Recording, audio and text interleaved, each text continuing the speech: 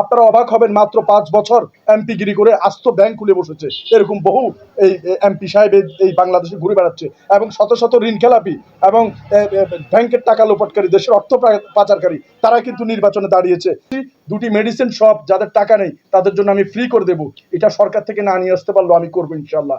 এই ছাড়াও আমি যদি এমপি হতে পারি, সরকার থেকে না নিয়ে আসতে পারলেও দুটি অ্যাম্বুলেন্স সার্ভিস খুব দ্রুত সময়ের মধ্যে, 1 মাসের মধ্যে চালু হয়ে যাবে বিনামূল্যে এই কোম্পানিগঞ্জ কবিরহাটের মানুষের জন্য।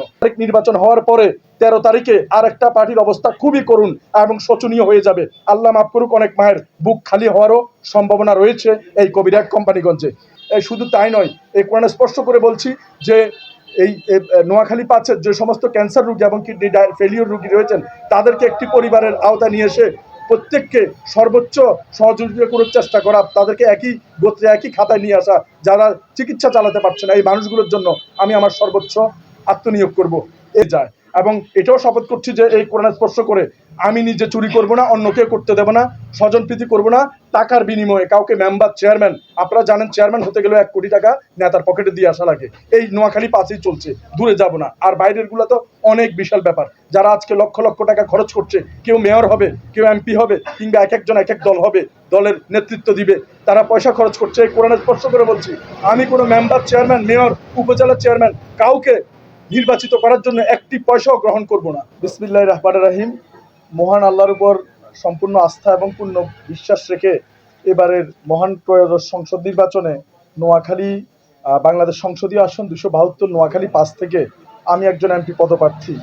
আসলে আমার যে ব্যক্তিগত অবস্থান থেকে আমি কোনো রাজনীতির মানুষ না এবং রাজনীতির সাথে সংশ্লিষ্ট নয় এবং পূর্বে কোনো রাজনৈতিক অভিজ্ঞতাও আমার নেই এবং সম্পূর্ণ ব্যতিক্রমভাবে নতুনভাবে শুধুমাত্র আপনারা জানেন আমি সারা বাংলাদেশে যে বেওয়ারিশ নিঃস্ব অসহায় মানুষ নিয়ে যে মানবিক কার্যক্রমগুলো করে থাকি, এটার জন্য দীর্ঘ 18 বছরের আমি পুলিশের চাকরি ছেড়ে দিতেও আমি দুবার চিন্তা করিনি। ঠিক তেমনি এই গণমানুষের জন্য, নিঃস্ব বেওয়ারিশ মানুষের জন্য সংসদ ভবন থেকে তাদের অধিকার আদায়ের জন্য যদি কিছু করতে না পারি, সেই সংসদ থেকেও 2 মিনিটও লাগবে না পদত্যাগ করে চলে আসার জন্য এবং এই মানুষগুলোর জন্যই মূলত দাঁড়ানো। আপনারা জানেন যে আপনারা সবাই ওয়াকিবহাল রয়েছেন যে বাংলাদেশ স্বাধীনতার পর থেকে এখনো পর্যন্ত বাংলাদেশ সরকার এই দেশের রাস্তার নিঃস্ব অসহায় বেওয়ারিশ যে মানুষজন রয়েছে, ড্রেনে ডাস্টবিনে পচে গেলে মেডিকেল কলেজের আশপাশে নর্দমায় যারা পড়ে থাকে, বিভিন্ন রেল স্টেশনে ট্রেন স্টেশনে ভবঘুরে নিঃস্ব অসহায় যে সমস্ত মানুষ পড়ে রয়েছে, তাদের জন্য এ পর্যন্ত বাংলাদেশ সরকার কোনো বেওয়ারিশ হাসপাতাল করে নাই, মেডিকেল কলেজ তো দূরের কথা, এবং বেসরকারিভাবে কোনো সংস্থাও এগিয়ে আসে নাই, যেটা আমাদের দেশের জন্য একটি ন্যাক্কারজনক এবং লজ্জাজনক বিষয়। এই বিষয়টাকে মহান সংসদে দাঁড়িয়ে কোনো এমপি মহোদয় তারাও কিন্তু এই পর্যন্ত এই বিষয়টাকে তুলে ধরে নাই। দুর্ভাগ্য এবং আফসোসের বিষয় হচ্ছে এটাই যে তারা যে মানুষগুলোর জন্য আমরা কাজ করি, আমি কাজ করছি, সেই মানুষগুলো কথা বলতে পারে না, তাদের অধিকার চাইতে পারে না। মৌলিক অধিকারের 5টি তারা বিবর্জিত এবং সব কিছুতে তারা অবহেলিত। এই মানুষগুলোর জন্যই মূলত তাদের জন্য বাংলাদেশে একটি বেওয়ারিশ মেডিকেল কলেজ হাসপাতাল প্রতিস্থাপনের জন্য এই সংসদ ভবন পর্যন্ত যাওয়ার উদ্যোগ নেওয়া। পাশাপাশি আমার যে নির্বাচনী এলাকা রয়েছে সেই এলাকার মানুষদের যে কিছু দাবি দেওয়া, সেই দাবি দেওয়াগুলো সরকারের কাছে তুলে ধরার পাশাপাশি যেগুলো আমি নিজের দ্বারা সম্ভব হবে সেগুলো আমি আজকে আপনাদের সামনে ক্লিয়ার করার জন্য মূলত এসেছি। এবং কোরআন মাজিদ, এই কোরআন মাজিদ স্পষ্ট করে আজকে আমি আমার নির্বাচনী ইশতেহারের শপথ গ্রহণ করেছি। আপনারা প্রশ্ন করবেন তুমি কোরআনের কি বুঝো আর এই কোরআন কেন হাতে নিছো? এই কোরআন হচ্ছে বাংলাদেশ সেনাবাহিনী, নৌবাহিনী, বিমান বাহিনী, পুলিশ বাহিনী। আমি পুলিশ বাহিনীতে দীর্ঘ 18 বছর কাজ করেছি। যখন পাসিং প্যারেড হয় তখন কিন্তু আপনি কোরআন শপথ করেই কিন্তু আপনি চাকরিতে ইন করতে হবে। সেখানে যদি করতে পারে তাহলে আমার করতে দোষ কোথায়? প্রত্যেকটা এমপির এরকম হাত দিয়ে আমার মনে হয় করা উচিত, তাহলে এই কালে সে পার পেয়ে গেলেও পরকালে তার ঠিকই জবাবদিহি করতে হবে। আপনারা অবাক হবেন, মাত্র 5 বছর এমপিগিরি করে আস্ত ব্যাংক খুলে বসেছে। এরকম বহু এই এমপি সাহেব এই বাংলাদেশে ঘুরে বেড়াচ্ছে এবং শত শত ঋণ খেলাপি এবং ব্যাংকের টাকা লোপাটকারী, দেশের অর্থ পাচারকারী, তারা কিন্তু নির্বাচনে দাঁড়িয়েছে এবং বিপুল ভোটে তারা হয়েও যাবে। কারণ তাদের এত বিশাল মিছিল দেখে নিজেই শঙ্কিত যে কোথায় দাঁড়ালাম আর কি জন্য দাঁড়ালাম। এই মানুষগুলোই দিন শেষে আবারই এই দেশকে বিক্রি করার জন্য এই লুটেরাগুলোই আবার চলে আসবে। এই দুঃখজনক এই কথাগুলো বলার মতো কেউ নেই। আপনার এমপিকে আমি চ্যালেঞ্জ করি, আপনি যে দলই করেন, আপনি পাঞ্জাবি পায়জামা গায়ে দেন কিংবা কোটটাই পরেন, আপনার এমপিকে এই কোরআন শপথ করে দেখি, আপনি যদি বলাতে পারেন আমি আপনার দলে চলে যাব। যদি উনি কোরআনে হাত রেখে বলতে পারে উনি চুরি করবে না, চুরি করতে দিবে না, স্বজনপ্রীতি করবে না, আমি এই পবিত্র কোরআন মাজিদ কোরআনে হাত রেখে বলছি এই 60 বছরের জিন্দিগি 40 বছর আমার শেষ, আর 20 বছর বাকি আছে। আমি ধানাই পানাই করে এই 20 বছর কাটাতে পারবো চুরি করে, কিন্তু মৃত্যুর পরের আজীবন সেই জীবনটা কোথায় যাবে, সেই হিসেবটা কোথায় দিব আমি? তাই আল্লাহর উপর পূর্ণ বিশ্বাস আস্থা রেখে সজ্ঞানে এই কোরআন হাতে রেখে আমি শপথ করছি যে আমি যদি এমপি নির্বাচিত হই নোয়াখালী 5 থেকে, আমার সংসদ সদস্যের যে বেতন 1.5 লক্ষ টাকা, 1 টাকাও যদি আমি নেই, এই কোরআনে স্পষ্ট করে বলছি প্রত্যেকটা টাকা আমার জন্য হারাম হয়ে যাবে, আমার পরিবারের জন্য হারাম হয়ে যাবে। এমপি সাহেবের 1.5 লক্ষ টাকার 1 মাসের টাকাও আমি আমার ঘরে তুলব না। যেভাবে বেতন পাবো সেভাবেই কোম্পানিগঞ্জ, কবিরের, অশ্বদিয়া, নিয়াজপুরের সবচেয়ে অসহায় মানুষ যারা আছে, এক এক মাসে এক একজনকে পুরো 1.5 লক্ষ টাকা করে এভাবে দিয়ে দিব, যদি আমি আল্লাহ পাক আমাকে এই এমপি হিসেবে সংসদ পর্যন্ত আপনাদের ভোটে নিয়ে যায়।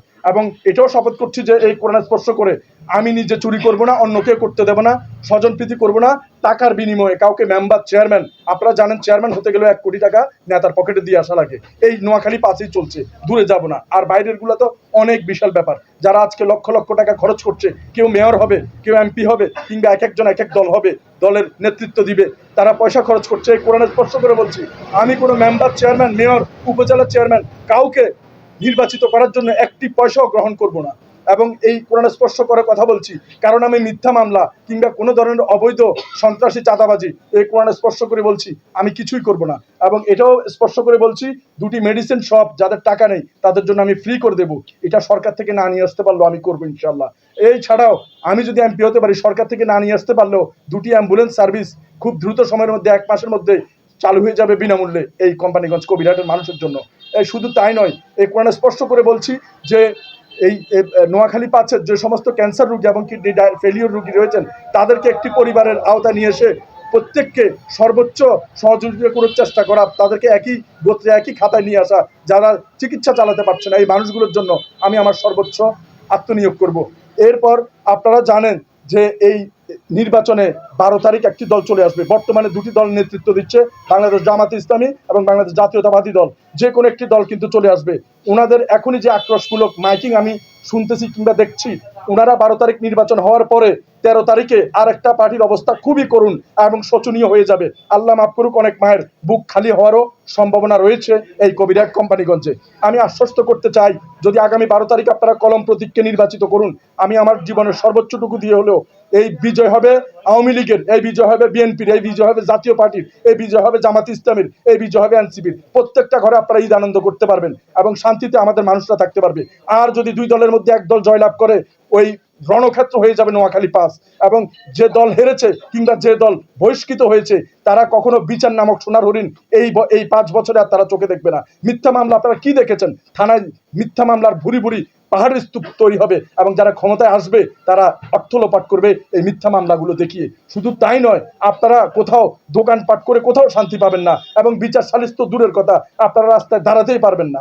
সেই নিরিখে দয়া করে এই একটি আসন জামাত এবং বিএনপি যদি নাও পায়, তারা সরকার গঠন করতে পারবে, কিন্তু এই একটি আসন যদি পায়, বাংলাদেশের সকল বেওয়ারিশ মানুষ, বাংলাদেশের নিঃস্ব, অসহায়, নিপীড়িত, নির্যাতিত মানুষরা জিতে যাবে সেদিন। যদি আপনারা সত্যিকার অর্থে একবার একটু ঘাট তুলে পেছনে ফিরে তাকান, সাহস করে একটু কেন্দ্রে যান এবং ভোট দেন, নীরব ব্যালট বিপ্লবের মাধ্যমে ইনশাল্লাহ আমরা জবাব দিতে পারবো। এক পক্ষ আরেক পক্ষকে, যারা আজকে জামাতের গেঞ্জি গায়ে দিয়ে নির্বাচন করছেন তাদেরকে মার্কিং করছে বিএনপি থেকে, এবং যারা বিএনপির ভাইরা আছেন সচল কর্মী তাদেরকে কিন্তু মার্কিং করা হচ্ছে। যেহেতু অনেক হুমকি দামকির ব্যাপার অলরেডি হয়ে গেছে, সেহেতু সবাই যাতে আমরা ভালো থাকতে পারি, শান্তিতে থাকতে পারি, বাংলাদেশের নিঃস্ব, অসহায়, বেওয়ারিশ মানুষরা জিতে, সেজন্য আগামী 12 তারিখ যদি আপনারা কলম প্রতীককে নির্বাচিত করেন নোয়াখালী 5-এ, ইনশাল্লাহ আমরা বাংলাদেশের বুকে একটি মানবিকতার রোল মডেল তৈরি করতে পারবো। এবং বিদেশিদের জন্য, যারা প্রবাসে থাকে, বাংলাদেশের সত্যিকার দেশপ্রেমিক রেমিটেন্স যোদ্ধা, আপনাদের জন্য এককালীন ভাতা সহ আপনাদের বিশেষ আইডি কার্ড, যেখানে ওয়ান স্টপে আপনার সার্ভিস সুবিধা পাবেন, আপনাদের জন্য এটা সংসদে আমরা উত্থাপন করব। শুধু তাই নয়, সন্ত্রাস আমি নিজে করব না এবং কাউকে করতে দিব না, চাঁদাবাজি নিজে করব না এবং কাউকে করতে দিব না, নিয়োগ বাণিজ্য নিজে করব না, কাউকে করতে দিব না, টেন্ডার বাণিজ্য নিজে করব না, কাউকে করতে দেব না। এবং গৃহহীনদের, আমি, আপনারা জানেন, এই পবিত্র কোরআন স্পর্শ করে বলছি আমি নিজে বাড়ি করি নাই, বিদেশে তো দূরের কথা, ঢাকা আমার বাড়ি নাই, এই কোরআন স্পর্শ করে বলছি, চট্টগ্রাম আমার বাড়ি নাই এবং নোয়াখালী তো আমার বাড়ি নেই।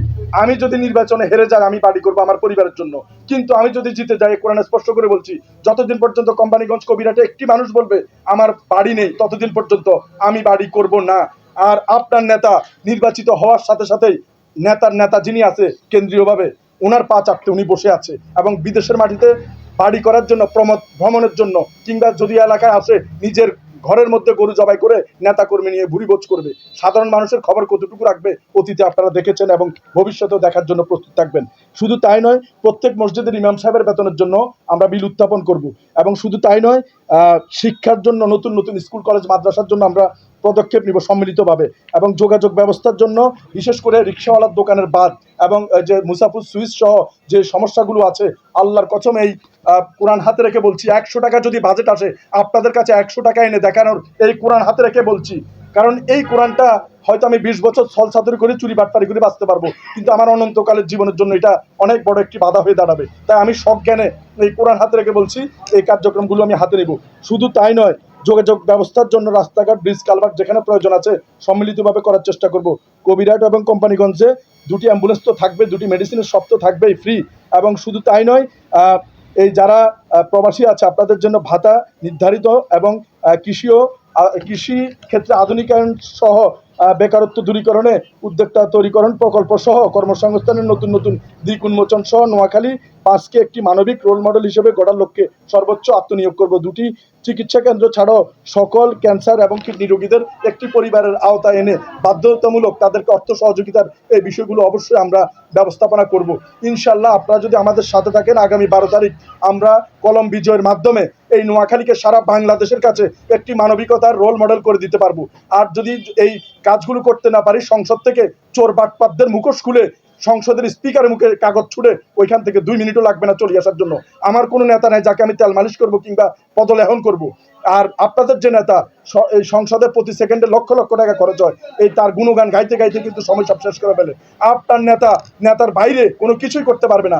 ইনশাল্লাহ আমি যদি নির্বাচিত হই, এখানে যে 12 জন প্রতিনিধিত্ব করছে প্রার্থী, এই 12 জনকে সাথে নিয়েই আমাদের আগামী নোয়াখালী হবে।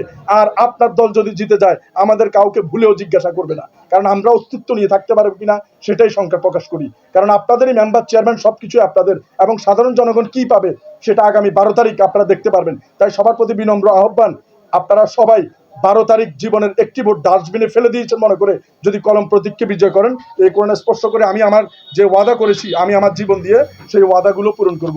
আল্লাহ আমাদের সহায়। তাওয়াক্কালতু আলাল্লাহ। আসসালামু আলাইকুম ওয়া রাহমাতুল্লাহি ওয়া বারাকাতুহু।